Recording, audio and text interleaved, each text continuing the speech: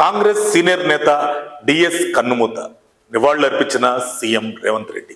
కాంగ్రెస్ అధినేత్రి సోనియా గాంధీ దూతగా పేరున్న మాజీ మంత్రి సీనియర్ రాజకీయ నేత ధర్మపురి శ్రీనివాస్ కన్నుమూశారు. కొంతకాలంగా అనారోగ్య సమస్యలతో బాధపడుతున్న ఆయన హైదరాబాద్లోని తన నివాసంలో తెల్లవారుజామున 3 గంటల సమయంలో గుండెపోటుతో తుదిశ్వాస విడిచారు. టి శ్రీనివాస్ ఉమ్మడి ఆంధ్రప్రదేశ్లో మంత్రిగా, ఎంపీగా, పిసిసి చీఫ్గా పనిచేశారు. డిఎస్ మృతి పట్ల సీఎం రేవంత్ రెడ్డి సహా కాంగ్రెస్ నేతలు సంతాపం తెలిపి కాంగ్రెస్ కు ఆయన చేసిన సేవలను స్మరించుకున్నారు. డిఎస్ 1948 సెప్టెంబర్ 27న జన్మించారు. ఆయన నిజాం కాలేజీలో డిగ్రీ పూర్తి చేశారు. విద్యార్థి సంఘం నాయకుడిగా రాజకీయాల్లోకి వచ్చారు. ఎన్ఎస్ఐయుఐ యువజన కాంగ్రెస్ లో పనిచేశారు. 1989లో కాంగ్రెస్ పార్టీ నుంచి నిజామాబాద్ అర్బన్ నియోజకవర్గం నుంచి తొలిసారి అసెంబ్లీకి ఎన్నికయ్యారు. ఆ తర్వాత 1999, 2004లో ఎమ్మెల్యేగా గెలిచారు. 1998లో ఉమ్మడి ఏపీ పిసిసి అధ్యక్షుడిగా సేవలు అందించారు. సోనియా గాంధీకి విధేయునిగా గుర్తింపు తెచ్చుకున్నారు. ప్రణబ్ ముఖర్జీ, జైపాల్ రెడ్డి, కాసు బ్రహ్మానందరెడ్డి, కోట్ల విజయభాస్కర్ రెడ్డి, మర్రి చెన్నారెడ్డి, నేదురుమల్లి జనార్దన్ రెడ్డితో మంచి సంబంధాలు కొనసాగించారు.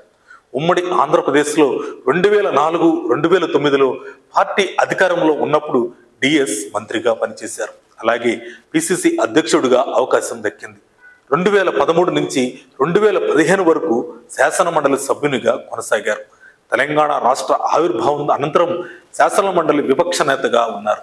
అయితే రెండోసారి ఎమ్మెల్సీగా అవకాశం రాకపోవడంతో కాంగ్రెస్ పార్టీపై అధిష్టానంపై అసంతృప్తి వ్యక్తం చేశారు. 2015లో బీఆర్ఎస్ లో చేరిన డిఎస్ రాజ్యసభ సభ్యుడిగా ఎన్నికయ్యారు. ఆ తర్వాత మళ్ళీ శ్రీనివాస్ కాంగ్రెస్ పార్టీలో చేరారు. డిఎస్ కు 2 కుమారులు ఉన్నారు. డి శ్రీనివాస్ చిన్న కుమారుడు ధర్మపురి అరవింద్ నిజామాబాద్ బీజేపీ ఎంపీగా ఉన్నారు. పెద్ద కుమారుడు సంజయ్ గతంలో నిజామాబాద్ మేయర్గా పనిచేశారు.